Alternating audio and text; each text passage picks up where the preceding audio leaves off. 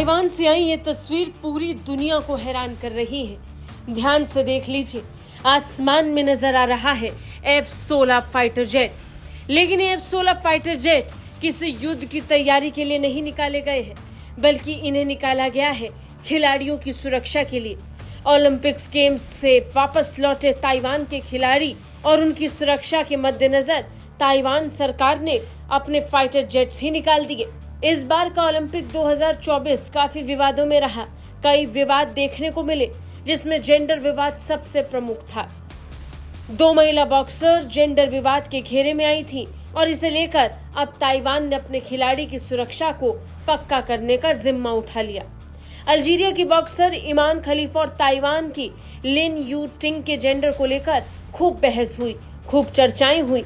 अब इन सब के बीच ताइवान की लिन यू टिंग की सुरक्षा को ध्यान में रखते हुए ताइवान सरकार ने अपने F-16 लड़ाकू विमान को बाहर निकालने का फैसला कर लिया। इसलिए जब लिन यू टिंग का विमान हवा में था और वो ताइवान की तरफ बढ़ रहा था, तब इस बात को पक्का करने के लिए कि वो सुरक्षित अपने देश लौटे, ताइवान ने अपने F-16 फाइटर जेट्स को तैनात कर दिया। F-16 फाइटर जेट्स लगातार ताइवान के खिलाड़ियों को एस्कॉर्ट करते हुए आ रहा था। ताइवान ने पेरिस ओलंपिक में 7 मेडल जीते, जिसमें 2 गोल्ड मेडल भी शामिल हैं। और इन्हीं 2 गोल्ड मेडलिस्ट में से एक गोल्ड मेडलिस्ट थी महिला बॉक्सर लिन यू टिंग, जिनके जेंडर को लेकर बड़ा विवाद हुआ। गोल्ड मेडल जीतने वाली लिन यू टिंग के साथ बाकी खिलाड़ियों की वापसी के लिए ताइवान ने उनकी फ्लाइट के साथ F-16 लड़ाकू फाइटर जेट्स लगा दिए, ये पक्का करने के लिए कि उनकी सुरक्षा मजबूती के साथ हो। लिन यू टिंग को लेकर काफी विवाद छिड़ा। ओलंपिक्स में जेंडर को लेकर विवादों के बीच ली यू टिंग का नाम भी सामने आया था और यही कारण है कि ली यू टिंग को लेकर ताइवान ने यह फैसला ले लिया।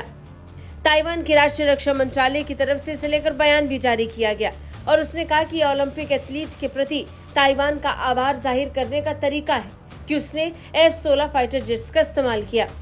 ये नजारा बड़ा ही दिलचस्प था। ओलंपिक्स खेलकर पेरिस से ताइवान लौट रहे खिलाड़ियों का स्वागत F-16 फाइटर जेट से हो रहा था। ब्यूरो रिपोर्ट, भारत तक।